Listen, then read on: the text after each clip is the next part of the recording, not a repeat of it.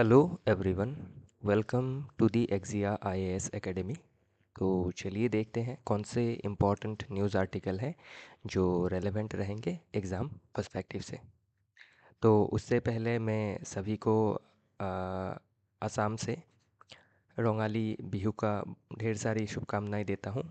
और जो रोंगाली बिहू असम में मनाया जाता है, ये सबसे बड़ा आपका सोशो कल्चरल फेस्टिवल होता है जिसको आपके अप्रैल 14 में मनाया जाता है। और इसी से रोंगाली बिहू से ही जो नया असमीज कैलेंडर है वो स्टार्ट हो जाता है। मतलब नया मंथ जो है बोहाग महीना आरंभ होता है। तो इसीलिए इसको Bohag Bihu as well as Rongali Bihu भी कहा जाता है।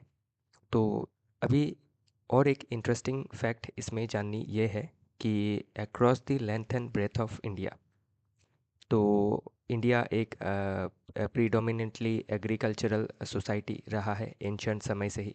तो अगर आप एंशियंट हिस्ट्री देखें, मिडिएवल देखें या फिर मॉडर्न में भी देखें, तो आप अगर इंडिया लेवल में देखें तो लगभग 45% लोग अभी भी एग्रीकल्चर से जुड़े हुए हैं।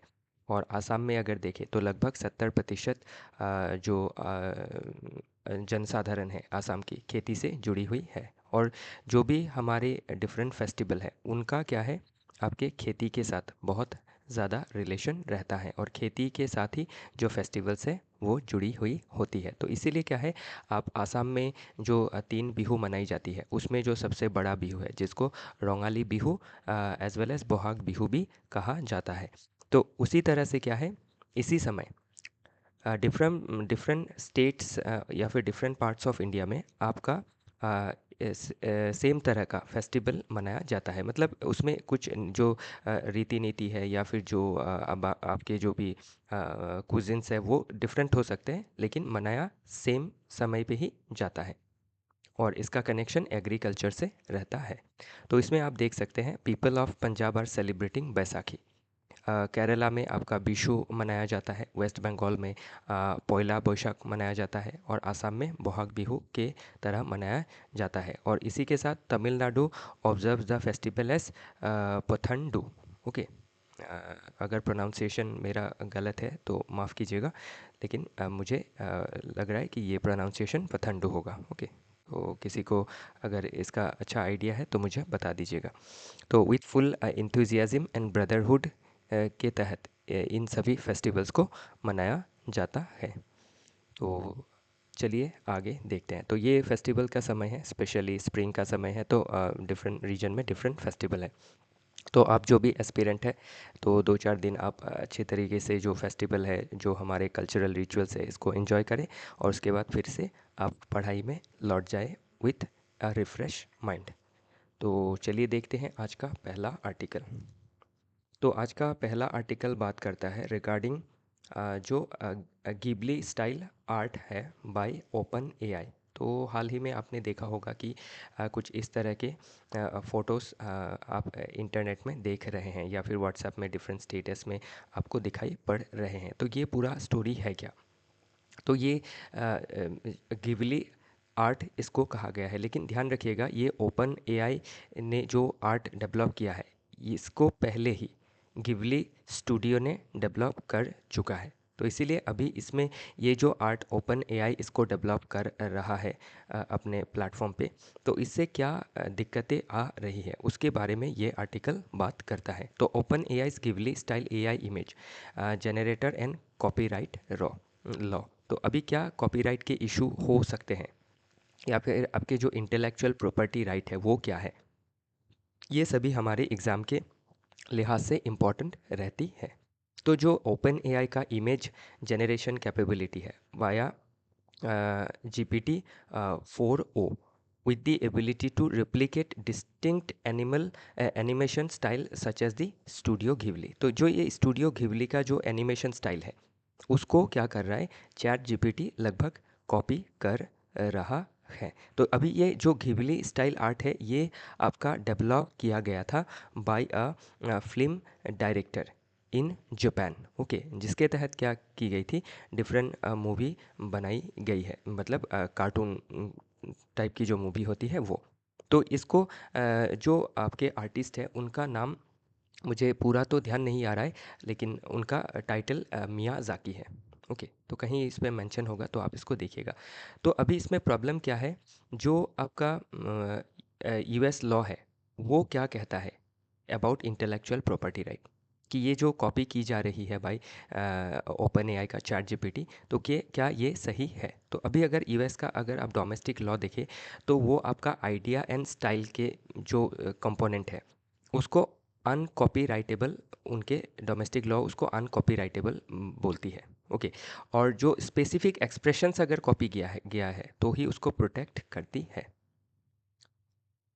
तो इसीलिए अभी क्या है, ये पूरा मुद्दा उठ के आया है कि ये जो कॉपी किया जा रहा है घिबली स्टूडियो का जो आर्ट है जिसको डेवलप किया गया था भाई मियाज़ाकी, तो क्या ये सही है। तो अभी अगर यूएस का लॉ देखें तो इस तरह का जो कॉपी होता है उसको उसमें कोई लीगल चैलेंज नहीं रहता है। ये एक आपका आर्ट का आइडिया है, एक स्टाइल को कॉपी किया गया है। अगर स्पेसिफिक एकदम सेम एक्सप्रेशन अगर घिबली का कॉपी करें तो ही उसमें क्या है, लीगल प्रॉब्लम या फिर लीगल चैलेंज आ सकती है। ओके, तो वही सभी चीज़ें इसमें क्या है मेंशन की गई है। तो इसका क्या है, अभी डिफरेंट तरह से मिसयूज़ हो सकता है। फॉर एग्ज़ाम्पल आपका कमर्शियल मिलिट्री प्रोपागेंडा के लिए इसका इस्तेमाल किया जा सकता है। फिर इरोटिक और पॉलिटिकली सेंसिटिव री इंटरप्रिटेशंस में इसका इस्तेमाल किया जा सकता है। Direct mimicry of a living artist signature style, तो किसी आर्टिस्ट का जो सिग्नेचर स्टाइल है उसको सीधा सीधा ये मिमिक कर सकता है। तो ये जो लोगों की एक क्रिएटिविटी होती है, जो एक इनोवेटिवनेस होता है, उसको ये चैलेंज कर रहा है। अगर एआई अगर इस तरह से चीज़ों को मिमिक करने लगे तो आपका क्या है, जो लोगों का क्रिएटिविटी है, जो क्रिएशन है वो ख़त्म हो जाएगा और लोगों का क्रिएशन को प्रोटेक्ट नहीं किया जा सकेगा। तो उसी के बारे में ये आर्टिकल बात करता है। तो स्पेशली अभी ध्यान रखिएगा कि जो आपका गिबली स्टाइल आर्ट है ये बहुत ज़्यादा पॉपुलर होके रखा है। तो प्रीलिम्स में क्वेश्चन बन सकता है और मेंस में क्या है, आपको सीधा सीधा तो घिबली आर्ट के बारे में मुझे नहीं लगता है कि पूछेगा, लेकिन आपको पूछ सकता है about intellectual property right violations. Okay, तो इसमें ये पूरा नाम है, मैं इसको थोड़ा मिस कर रहा था, हायो मियाज़ाकी। तो अभी जो हायो मियाज़ाकी है उन्होंने ये व्यू दिया है और वो हमेशा से क्या है, आपके एआई के खिलाफ है। ओके, क्यों खिलाफ है, क्योंकि ये जो एआई है जिससे क्या हो रही है, लोगों की जो क्रिएटिविटी है उस पे ये हैम्पर कर रहा है, इम्पैक्ट कर रहा है। और ये आपके एक इंसल्ट है टू लाइफ इन इटसेल्फ। और प्लस जो आपका जो चैट जीपीटी का जो घिबली कॉपी है उसमें देखा जा रहा है कि इसको आपका किसी भी तरह का इमेज, वो चाहे वार रिलेटेड हो, टेररिज्म रिलेटेड हो, प्रोपागेंडा रिलेटेड हो, रिलीजियस वायलेंस रिलेटेड चीज़ों में भी इसको इस्तेमाल किया जा सकता है। जबकि जो आपके हायो मियाज़ाकी साहब हैं उन्होंने इस स्टूडियो का इस्तेमाल करके, अपने घिबली स्टूडियो का इस्तेमाल करके जो भी एनिमेटेड फ़िल्में बनाई है अब तक, उसमें उन्होंने वार को क्रिटिसाइज़ किया है। ओके, वॉयलेंस को क्रिटिसाइज़ किया है। तो उससे अभी क्या हो रहा है, उनका जो आर्ट है उसका एक तरह से आप कह सकते हैं कि उसका गलत इस्तेमाल की तरह आप इसको देख सकते हैं। ओके, तो यूजिंग अभी इसमें देखिए कल्चरल मिस अप्रोप्रिएशन भी किया जा रहा है by using Ghibli type art using a distinctly Japanese anti war animation style to depict. तो इसमें Babri Masjid demolition, 9/11 terror attack, IDF military operations, sexualize Ghibli style content, तो ये सब क्या है, डायरेक्टली इसका मिसयूज़ हो सकता है। जबकि जापानीज जो आपके क्रिएटर है हायो मियाज़ाकी, वो हमेशा ही इसको क्या करते थे, इन सभी चीज़ों के वायलेंस के खिलाफ, कल्चरल मिस इंटरप्रिटेशन के खिलाफ इसको यूज़ कर रहे थे। एक पॉजिटिव और एक एस्थेटिक व्यू दिखा रहे थे चीज़ों की। तो उसी का अभी इसमें कहा गया है कि उसका वायलेशन हो रहा है और इस आर्ट को इस्तेमाल करके आपका इमोशनल मैनिपुलेशन भी किया जा सकता है। ओके, तो स्पेशली अभी क्या है, इसमें बहुत सारे मुद्दे डिस्कस किए गए हैं। तो सब जैसे मैं हमेशा आपको ये चीज़ मेंशन करता हूँ कि जो भी टॉपिक है उसका समरी आपको बताऊँगा ताकि आप चीज़ों को समझ सकें। तो अभी आप आई होप ये सभी चीज़ों को समझ पाएंगे। तो आर्ट को भी क्या है, आर्ट के ज़रिए भी वेपनाइजेशन किया जा सकता है, प्रोपागेंडा फैलाया जा सकता है, पॉलिटिकल मैनिपुलेशन किया जा सकता है, cultural miss interpretation, miss appropriate चीज़ें दिखाई जा सकती हैं। तो वही चिंता इसमें जताई गई है। और प्लस हायो मियाज़ाकी ने भी इसको क्रिटिसाइज़ किया है। ओके, तो अभी वही इसमें मेन मुद्दा बन जाता है इंटेलेक्चुअल प्रॉपर्टी राइट्स का। तो अभी इंटेलेक्चुअल प्रॉपर्टी राइट्स को लेके आपके इंटरनेशनल लेवल पे आपका जो हमारा WTO है उसका जो ट्रिप्स है, trade related intellectual property right, तो उसके बारे में आपको समझना ज़रूरी होगा। फिर जो वीपो है, यूएन का स्पेशलाइज एजेंसी है जो आपके इंटेलेक्चुअल प्रॉपर्टी राइट्स को प्रोटेक्ट करने के बारे में कहता है। प्लस जो डोमेस्टिक आपके लॉज है उनको, सभी चीज़ों को आपको अभी समझना ज़रूरी होगा for pre and mains as well as interview. Okay, next article बात करता है, will Trump's tariff bring in a recession. तो क्या जो ट्रम्प ने टैरिफ लगाया है, यूएस के प्रेसिडेंट साहब ने, तो क्या ये आपका रिसेशन को ला सकता है क्या, वही चीज़ें इसमें मेंशन की गई है। तो ध्यान रखिएगा, पास्ट में भी मैंने आपको बताया था कि 1930s में जो स्मूथ हॉवले टैरिफ एक्ट था 1930 का, उससे क्या हुआ था, जो ग्रेट डिप्रेशन है वो आ गया था। तो अभी उसी तरह का एक माहौल देखने को मिला है। तो 1930 में जिस तरह से आपके डिफरेंट टैरिफ इम्पोज कर दिए गए थे बाय यूएसए कि कोई भी इंपोर्ट नहीं होना चाहिए यूएस में, सिर्फ एक्सपोर्ट ही होना चाहिए, तो उससे क्या है, पूरे जो वर्ल्ड की इकोनॉमी थी 1930s की वो कोलैप्स हो गई थी ऑलमोस्ट। तो उसी को कहा गया है ग्रेट डिप्रेशन।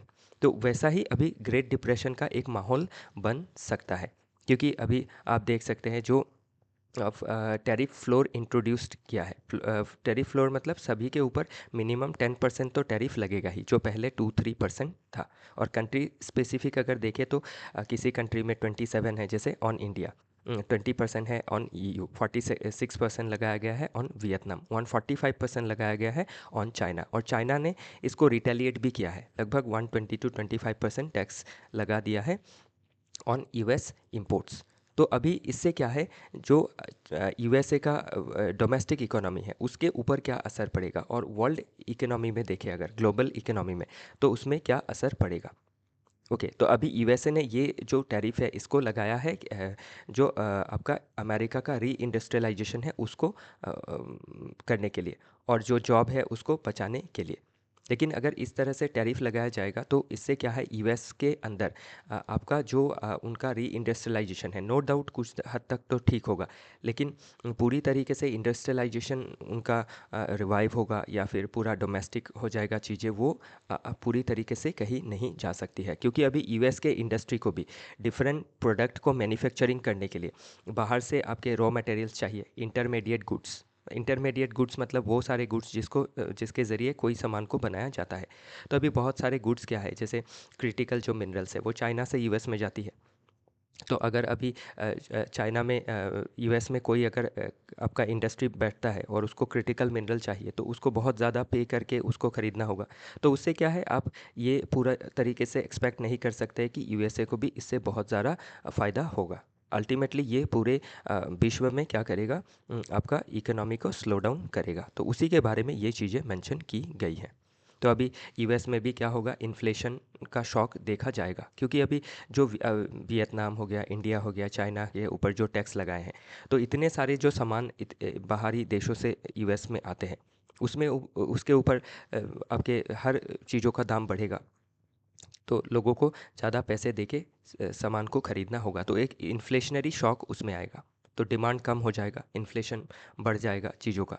ओके, सभी लोग उसको ख़रीद नहीं पाएंगे, तो ऐसा प्रॉब्लम होगा। फिर आपका डिमांड का डिस्ट्रक्शन एक देखा जाएगा कि अभी अगर चाइना भी टैरिफ लगाती है, यूएस भी टैरिफ लगाता है, तो दोनों ही देश क्या हैं, आपस में एक दूसरे को सामान नहीं बेच पाएंगे। उस सामान में जब दाम बढ़ जाएगा तो उसका क्या होगा, डिमांड डिस्ट्रॉय हो जाएगा। और आप देख सकते हैं चाइना ने भी क्या किया है, 125% टैरिफ स्लैब किया है ऑन यूएसए। ओके, तो इससे क्या है, यूएस के फार्म के जो भी एरोस्पेस फार्म है, टेक्नोलॉजिकल फार्म है, एनर्जी एक्सपोर्ट्स जो भी है, उनको जो भी रॉ मटेरियल्स चाहिए वो तो चाइना से आने हैं। तो उसमें अभी क्या है, अगर 125% टैरिफ रहेगा तो वो सामान में भी 125% टैरिफ रहेगा, जो भी इंटरमीडिएरी गुड्स होगी। तो इससे क्या है, आपके जो एक प्रोडक्शन का चेन रहेगा वो टूट जाएगा। फिर जॉब क्रिएशन तो होगा, लेकिन ज़्यादा लॉस्ट होगा एक समय में। जो अभी देख सकते हैं कि स्टील और एल्यूमिनियम जो इंडस्ट्री है चाइना यूएसए की, वो तो रिवाइव कर जाएंगी, लेकिन बाकी इंडस्ट्री जो है उसमें many more jobs will be lost in coming days. तो ये यूएसए के अंदर इसका क्या इम्पैक्ट पड़ सकता है उसके बारे में ये आर्टिकल बात करता है। फिर जो डॉलर का डोमिनेंस है वो भी क्या होगा, इंटरनेशनल मार्केट से घटेगा। क्यों घटेगा? क्योंकि अभी डॉलर लोगों को ज़्यादा चाहिए ही नहीं होंगी, क्योंकि जो पूरा इकोनॉमिक एक्टिविटी है, इन्वेस्टमेंट का क्लाइमेट वो कम हो जाएगा। देश अभी डरेंगी यूएसए में जो इन्वेस्ट करती है, क्योंकि यूएसए में इन्वेस्ट करके जो भी प्रोड्यूस करेंगी वो किसी ना किसी देश को तो बेचना होगा। तो लगभग अगर 50-60 देशों के ऊपर टैरिफ ज़्यादा कर दिया गया है, लगभग 60 देशों के ऊपर, जो इम्पोर्टेंट देश है जिसमें सप्लाई होता है यूएसए का जो प्रोडक्ट है, तो वो चीज़ें सप्लाई नहीं होंगी, तो डॉलर का जो ज़रूरत होगा देशों को वो कम होने लगेगा और यूएस में डॉलर बढ़ जाएगा। इससे क्या होगा, यूएस में जो डॉलर का आपका वैल्यू है वो घटेगा। ओके, तो एक जब एक डोमेस्टिक करेंसी का क्या होता है, डेप्रिसिएशन बोलते हैं इसको, वैल्यू घटना घटने को। तो अगर डेप्रिशिएट होता है तो उसका एक्सपोर्ट में अच्छा होता है, इंपोर्ट महंगा हो जाता है जब लोकल करेंसी डेप्रिशिएट होता है।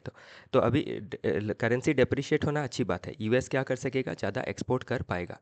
लेकिन अभी एक्सपोर्ट करेगा कैसे, बाकी देश भी तो यूएस को रिटेलिएट करेंगे। ओके, तो इसमें क्या है, पूरा एक आपका मल्टीप्लायर आप नेगेटिव इफेक्ट देख सकते हैं इस पूरे पोजीशन का, जो भी पोजीशन, जो भी यूनिलैटरल डिसीजंस यूएसए ने लिया है।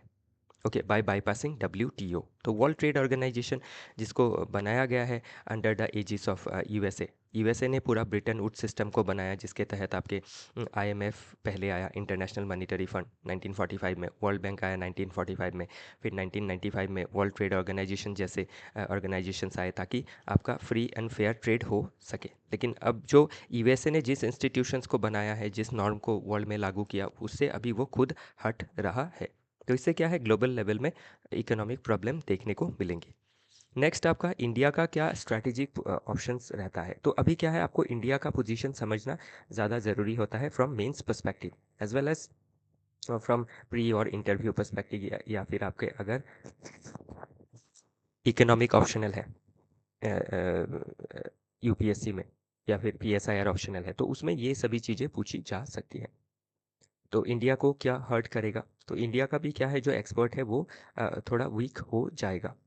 जबकि कंपैरेटिवली देखा जाए तो वियतनाम या फिर चाइना के मुकाबले हमारे ऊपर बहुत कम टैरिफ लगाया है, लगभग आधा लगाया है वियतनाम के कंपैरिजन में। तो उससे क्या है, हमारा एक्सपोर्ट और सब सेक्टर में, इंडिया का सब सेक्टर में इक्वल टैरिफ नहीं लगाया गया है। जैसे मेडिसिन में नहीं लगाया गया है, आईटी में नहीं लगाया गया है, या कम लगाया गया है। तो इन सेक्टर्स में क्या है, हमारा जो एक्सपर्ट है वो चालू रहेगा, जैसे no tariff hike on pharma and services sector. Okay, तो इसमें व्हाट शील्ड्स इंडिया, तो हमें क्या शील्ड करता है, तो अगर हमारा जीडीपी का देखा जाए तो जीडीपी का 21.8% एक्सपोर्ट से कमाई होती है। ओके, तो अगर उससे कमाई होती है, जो बहुत हम लोअर, हमारा डिपेंडेंसी बहुत कम है एक्सपोर्ट के ऊपर, कि हम एक्सपोर्ट से सारा नहीं कमाते हैं, क्योंकि हमारे प्रोडक्ट्स का सारे प्रोडक्ट का उतना कम्पिटिटिवनेस नहीं है। तो इसलिए ज़्यादा इम्पैक्ट नहीं करेगा। और बाकी जिस में नहीं लगाया गया है, जैसे फार्मा और सर्विसेज सेक्टर में, वो तो एक्सपोर्ट होगा ही, तो उससे कमाई देखी जाएगी। तो अभी हम एकदम अर्ली क्या कर सकते हैं, कि बायलैटरल जो ट्रेड एग्रीमेंट का टॉक चल रहा है, जो फाइनलाइज होने वाला है बाय 2025, तो उसको हम लोग पुश कर सकते हैं, ताकि फर्दर टैरिफ हाइक ना हो और हम अच्छा एक्सपोर्ट कर पाए। और उसी के उपरांत हमें और क्या करना है, कॉस्ट कम्पिटिटिव क्लस्टर्स को डेवलप करना है, जैसे टॉयज़ में, इलेक्ट्रॉनिक्स में, ऑटो पार्ट्स में। क्योंकि चाइना अभी एग्जिट कर जाएगा यूएस की इकोनॉमी से, सामान नहीं बिकेंगी, तो हम उस गैप को फिल कर सकते हैं। ये हमारे लिए एक अच्छा मौका है।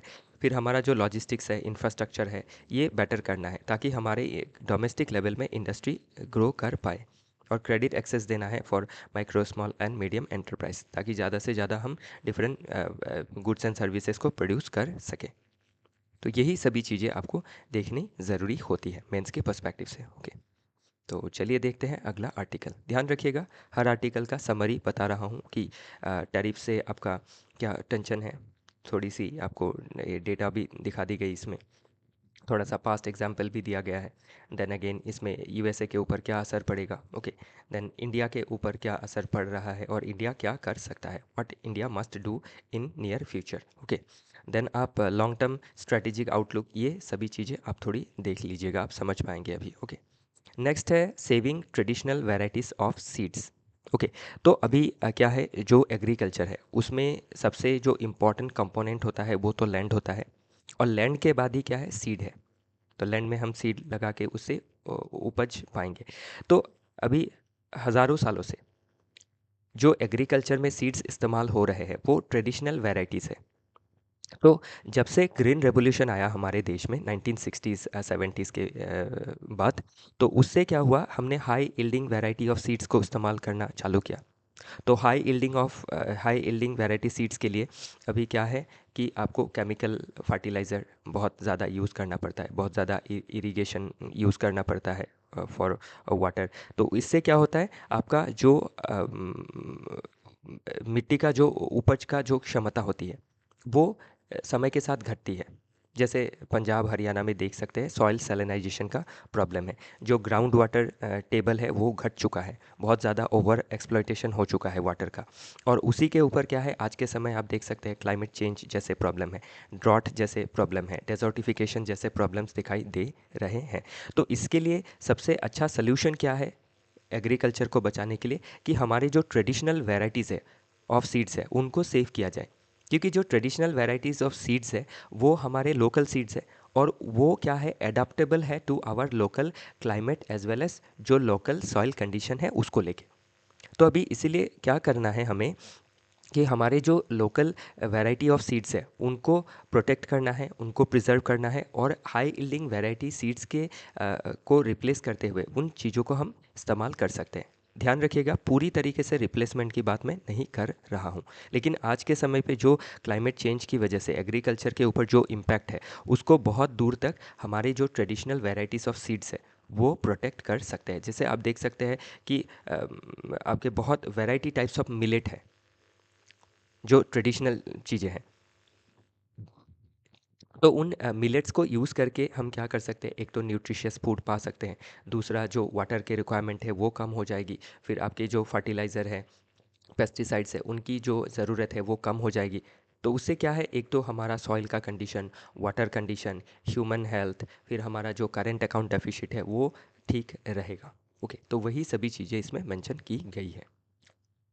काफ़ी इंटरेस्टिंग आर्टिकल है ये। तो ये आप देख सकते हैं इसमें इंडियन एग्रीकल्चरल बायोडाइवर्सिटी को प्रोटेक्ट कर सकता है हमारा जो ट्रेडिशनल सीड वैरायटी है। इंडिजीनियस नॉलेज सिस्टम ऑलरेडी हमारे पास है, तो उसको इस्तेमाल करके हम सीड को प्रिजर्व करके अच्छा खेती बाड़ी कर सकते हैं। और ये क्लाइमेट के अगेंस्ट रेजिलियंट भी है, और न्यूट्रिशनल सिक्योरिटी भी प्रोवाइड करता है, जो हाई यील्डिंग वैरायटी सीड्स नहीं कर पाता है। तो हाई यील्डिंग वैरायटी सीड्स का जो भरमार है कब से देखा गया, 1960 से 80 के बीच में, और अभी तक ये चल रहा है। और हम लोग जो खान पान है उसमें भी ज़्यादा से ज़्यादा किस में ध्यान दे रहे हैं, सिर्फ आपके राइस और व्हीट पे, जबकि हमारे पास इतने डिफरेंट शॉर्ट ऑफ पल्सेस है, डिफरेंट ग्रेन्स लाइक मिलेट्स हैं, ओके। तो उनको हम इस्तेमाल कर सकते हैं। तो इसीलिए हमें क्या नहीं करना है अभी, केमिकल डिपेंडेंसी नहीं रखनी है, HYB डिपेंडेंसी नहीं रखनी है, फिर मोनोकल्चरल प्रैक्टिसेस नहीं करना है, मल्टीकल्चरल प्रैक्टिसेस करना है, ओके। फिर मार्केट में एक होमोजेनाइजेशन देखा गया है, फिर सिर्फ राइस वीट तो उसको घटाना है। तो बहुत सारी बेनिफिट आ सकती है इससे। और ध्यान रखिएगा, ये जो टॉपिक है आपके pre as well as mains में पूछा जा सकता है,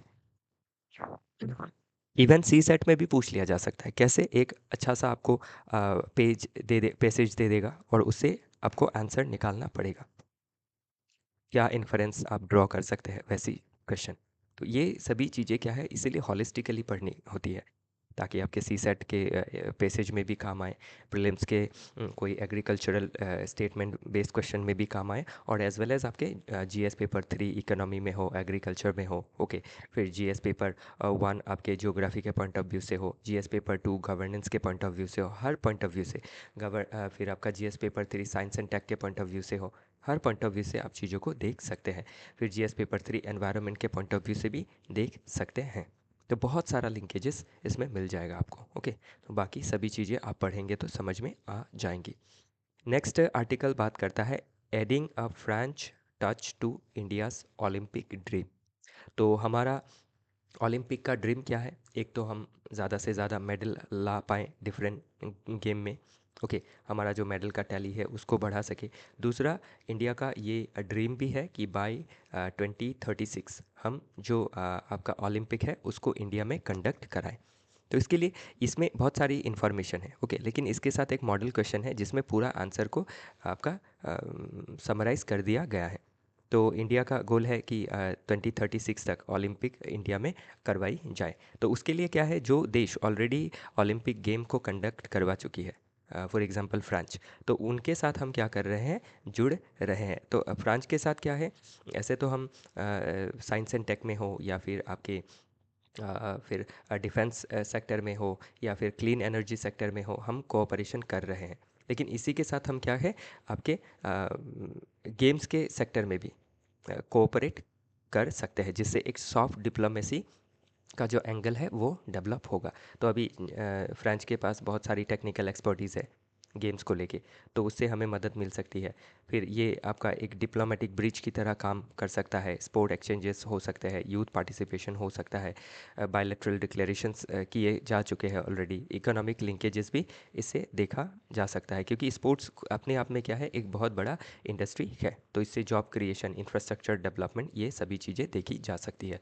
फिर नॉलेज ट्रांसफ़र भी हो सकता है, कोचेस के ट्रेनिंग हो, इंक्लूसिव स्पोर्ट्स पॉलिसीज़। ओके, फिर ओलंपिक विलेज डिज़ाइन की किस तरह से फ्रांस में जो ओलंपिक हुआ था 2024 का, तो उसमें कैसे उन्होंने पूरा ओलंपिक का अरेंजमेंट किया, उसको भी हम इससे जान सकते हैं। बाकी इसमें आपके चैलेंजेस में इंफ्रास्ट्रक्चरल डिलेस एक चैलेंज हो सकता है, गवर्नेंस इनएफिशिएंसी एक चैलेंज हो सकता है। ओके, रिसोर्स एसिमेट्री एक चैलेंज हो सकता है across different state of India. Okay, और इसका वे फॉरवर्ड हो सकता है कि हमें पीपीपी मॉडल से क्या करना है, स्पोर्ट्स में डिसेंट्रलाइजेशन लाना है, और इंफ्रास्ट्रक्चर, ट्रेनिंग हब, इन सभी चीज़ों को हम डेवलप कर सकते हैं। इंडिजीनियस स्पोर्ट्स को हम प्रमोट कर सकते हैं। Okay, with Olympic potential. फिर क्रिएट नेशनल स्पोर्ट्स कैडर हम बना सकते हैं, ताकि प्रोफेशनल मैनेजमेंट किया जा सके। क्योंकि अभी देख सकते हैं जो हमारे स्पोर्ट्स या फिर जो डिफरेंट देश में एजेंसी है, उनको क्या करती है, आपके पॉलिटिसाइज हो जाती है वो। ओके, कोई एमएलए एमपी उसको हेड करते रहता है, जिनको स्पोर्ट्स का कोई एक्सपीरियंस भी नहीं रहता है। इसीलिए क्या है, आपके फंड मैनिपुलेशन हो, या फिर प्लेयर के साथ बुरा बर्ताव हो, ये सभी चीज़ें देखी जाती है। तो इसीलिए क्या करना है, हमें अपने स्पोर्ट्स सेक्टर को ओवरऑल करना है, और रिफॉर्म्स लाने हैं, डीपॉलिटिसाइजेशन करना है, ताकि हमारे प्लेयर्स को ज़्यादा से ज़्यादा मोटिवेट किया जा सके, और देश में भी अच्छा स्पोर्ट्स का एनवायरनमेंट डेवलप किया जा सके। जबकि हम लगभग 140-50 करोड़ की आबादी वाले देश हैं, तो उस हिसाब से हमारे देश में हर लेवल का प्लेयर होना चाहिए, और है भी, पोटेंशियल है, लेकिन उसको खोज के निकालने के लिए क्या है, उस लेवल पे जो मैकेनिज़्म होनी चाहिए, जो इंस्टीट्यूशंस डेवलप करने चाहिए, वो होना ज़रूरी है। तो इन फ्यूचर आप ये सभी चीज़ें एक्सपेक्ट कर सकते हैं, ध्यान रखिएगा। ओके, तो ये कब हम ओलंपिक होल्ड कराना चाहते हैं, वो सभी चीज़ें पूछी जा सकती है प्रीलिम्स में। और ओवरऑल मेंस में आप क्या है, जब किसी नेशन के बीच रिलेशन पूछेगा, तो उसमें स्पोर्ट्स डिप्लोमेसी को भी इस्तेमाल कर सकते हैं। ओके, तो इसमें ये आप India French joint declaration on sports 2023 में हुआ था, तो ये सभी चीज़ें थोड़ा आप ध्यान में रख के लिख सकते हैं एग्ज़ाम में। ओके, तो इंडिया फ्रेंच रिलेशन आया तो इन सभी चीज़ों को, स्पोर्ट्स के रिगार्डिंग क्वेश्चन आया तो इन चीज़ों को मेंशन कर सकते हैं। एकदम इन जनरल पढ़िए चीज़ों को। ओके, कि कहीं भी मैं चीज़ों को फिट कर दूंगा अगर एग्ज़ाम में आया तो, जब क्वेश्चन से फिट बैठेगा ये। ओके, नेक्स्ट आर्टिकल बात करता है a governor's conduct in a judgment of significance. तो ये जो रिसेंट सुप्रीम कोर्ट का ऑनरेबल सुप्रीम कोर्ट का जजमेंट आया था, उसके बारे में ये आर्टिकल बात करता है, जो हम पिछले कई दिनों से इसको कवर कर रहे हैं। तो इसमें वही जो चीज़ डिस्कस की गई थी उसका एक रिपीटेशन इसमें है। तो ये आर्टिकल क्यों लिया आज फिर से?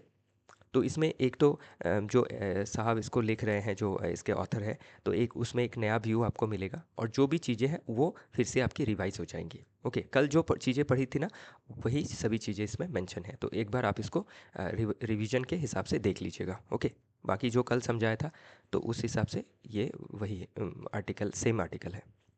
ओके, मतलब सेम चीज़ें इसमें मेंशन की गई है। बाकी ध्यान रखिएगा कि कौन से जस्टिस साहब के बेंच के द्वारा ये डिसीजन दिया गया था। तो वैसे क्वेश्चन भी कभी प्रीलिम्स में पूछ लिए जाते हैं।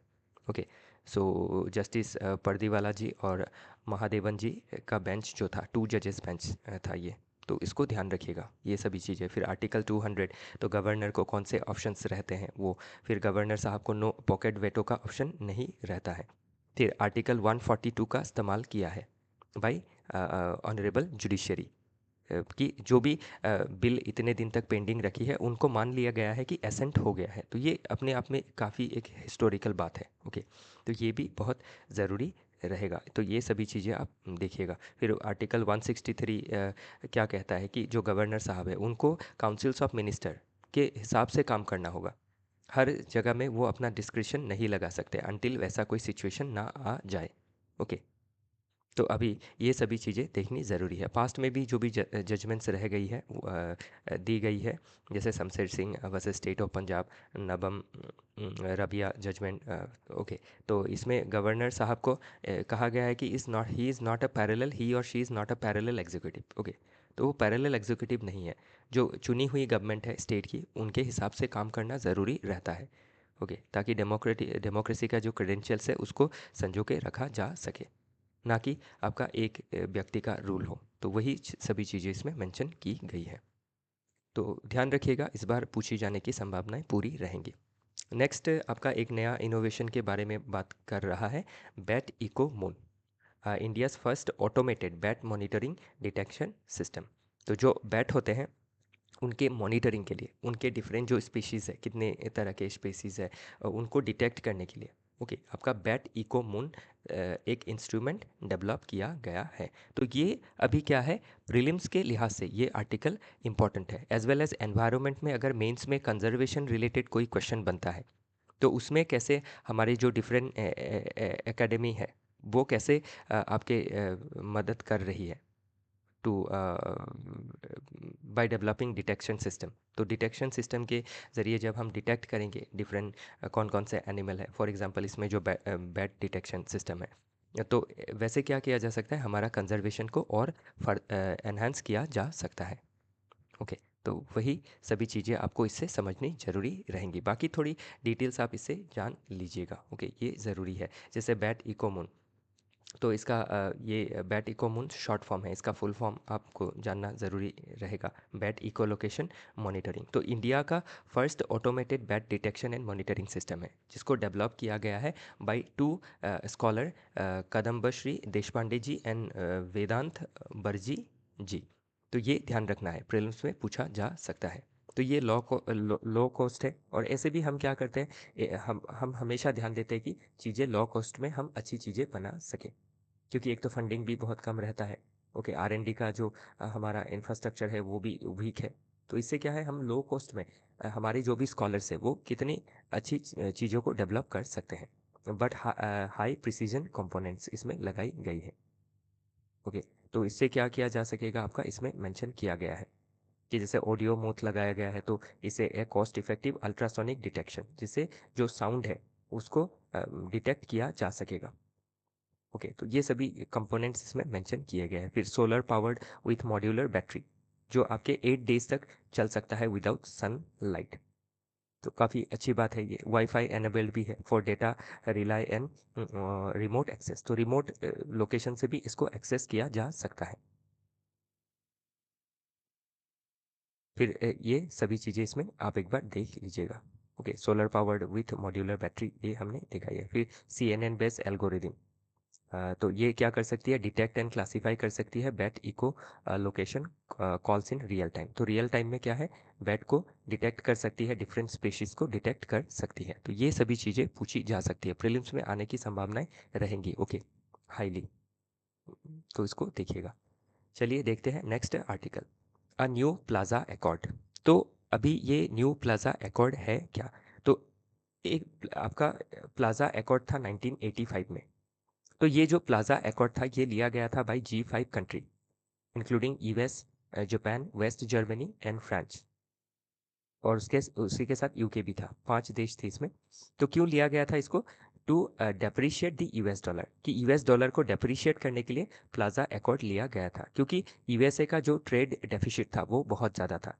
The US faced a ballooning trade deficit, क्योंकि जो यूएस का करेंसी था डॉलर वो बहुत ज़्यादा अप्रिशिएट हो गया था। जब आपका किसी का देश का जो करेंसी है वो अप्रिशिएट हो जाता है तो उनकी जो एक्सपोर्ट है वो बहुत महंगी हो जाती है।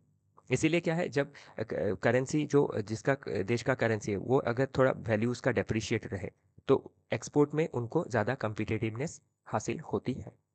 तो ये जो यूएस का ट्रेड डेफिसिट था उसी को टेकल करने के लिए आपका ये प्लाजा एकॉर्ड लिया गया था, ताकि यूएस के एक्सपोर्ट को कम्पिटिटिव बनाया जा सके।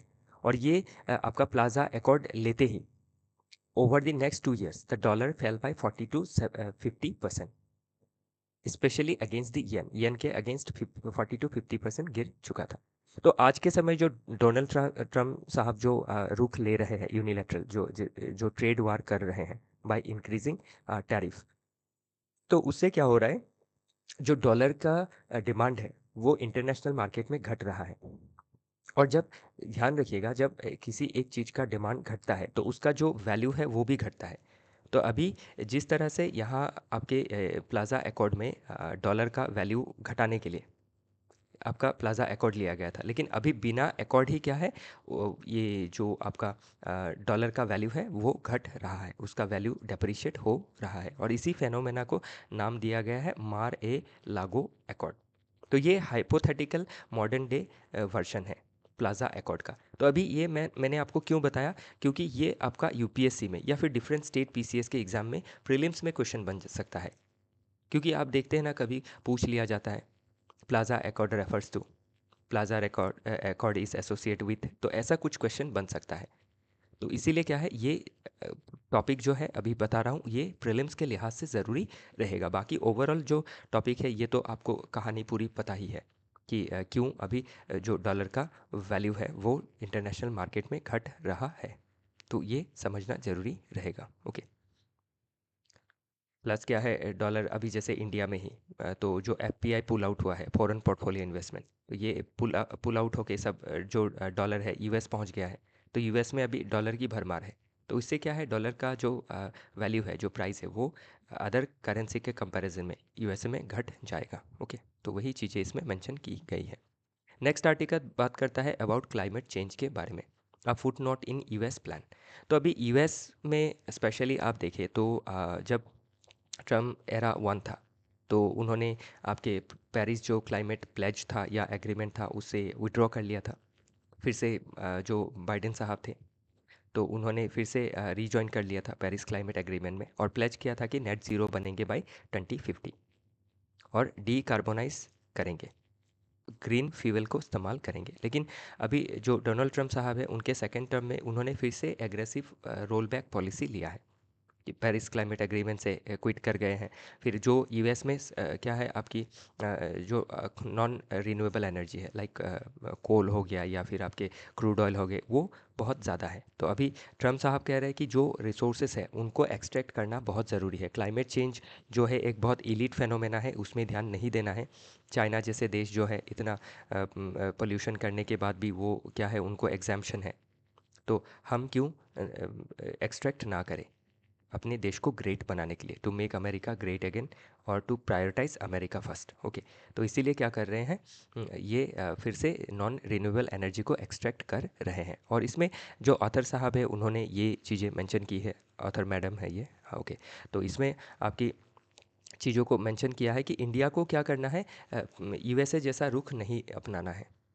ओके, हमारा रोड मैप क्या होगा, हमें ग्रीन ट्रांजिशन में ही ध्यान देना है, ग्रीन ग्रोथ में ही हमें ध्यान देना है। वो चाहे आपका सोलर एनर्जी हो, न्यूक्लियर एनर्जी हो, उन सब चीज़ों में ध्यान देना है। और हमारा जो ग्लोबल लेवल में जो कमिटमेंट है, जो प्लेजेस है लाइक आपके पेरिस क्लाइमेट एग्रीमेंट को लेके या फिर पंचामृत स्ट्रैटेजी हो, तो इसको कंटिन्यू रखना है ताकि हम एक रिस्पॉन्सिबल देश बन सके और हम क्लीन एनर्जी में ट्रांजिशन कर सके बाय 2070, क्योंकि 2070 तक हमारा क्या है, गोल है to become a net zero nation.